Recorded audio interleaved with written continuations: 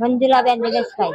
આજે શું ઘટના બની હતી? આજે સાહેબ અમે ખાવા બનાવતા હતા અને લોકો આવી ગયા દંડા લઈને અને હમણાં ધમકી આલતા તારા છોકરાને લાશ પાડ્યા વડે લટકાવવાનું એ એમને ધમકી આલીને તારા ભણ્યાને ઉચકી જવાનું તારા છોકરાને લઈ જાય લોકો જોડે લઈ લેવડાવવાનું અને ઘર સળગાવવાનો અને બધું ભાત ફોડ નવરું કરવાનું. અમે સોલંકી સાહેબે અમને ઓર્ડર આપ્યો છે તે બધાને નુકસાન કરવાનું એવું કરવામાં આગળ આ લોકો અમારા જોડે ઝઘડા કરવા ફરિયામાં જોડે બધા નુકસાન કરીશું અને આખું ફરી લગાડવાનું અને અમારા ગામમાં 10 થી 2 ટેમ્પા ભરીને માણસો બોલાય છે અમને મારવા માટે. આ લોકોનો આવો ઉપયોગ કરે છે. અમે 4 દિવસથી ફરિયાદો નોંધાય પણ અમારે કાર્યવાહી કરવા કોઈ માગતા જ નથી. પોલીસ વાળા કોઈ એ નહીં. અને સોલંકી સાહેબે ઓર્ડર એમને આપ્યો ઉપરથી કે તમારે ભાજી વળી બધું નરું જ કઈ નાખવાનું. એ લોકોને ફરિયાદ લેવાની નથી. એ લોકોએ ના પાડી. આજે તમારા ઘરમાં નુકસાન કર્યું છે, નુકસાન કરનારા કોણ હતા? એવા એમના ઘરના રેવા બેનના ઘરના બધા એમના ફેમિલી કાઈ ગયું બધું. હવે આગળની તમારી શું કાર્યવાહી છે?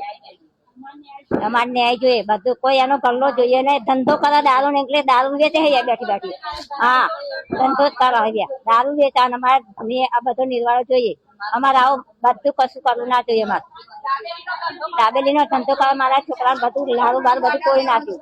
બધું ચોરી ગયા. બોટલો બધું ચોરી ગયા. 2 લાખ રૂપિયા માં નુકસાન થયું છે. 4 દિવસ અમે ખાતા પીતા ને રાતે આવીને દંડા પસાડા બાય. હવે અમે ઘરમાં કેટલું બેરે ગમમાં દુકાને લેવા જઈએ તો અમને લેવા નહીં જતા ગારો બોલાય અમને વાતરા એ તમને ધમકી આલે તો અમારે કરવું શું પણ બોલો.